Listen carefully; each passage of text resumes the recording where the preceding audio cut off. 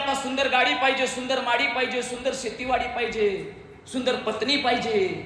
हे तारुण्याचं मागणं मागता मागता वयाची 60 ओलांडते, बुद्धी नाटी होते, हातात काठी येते. दादा लक्ष द्या, आता मात्र हातातून तारुण्य कधी निघून गेलं कळालं नाही.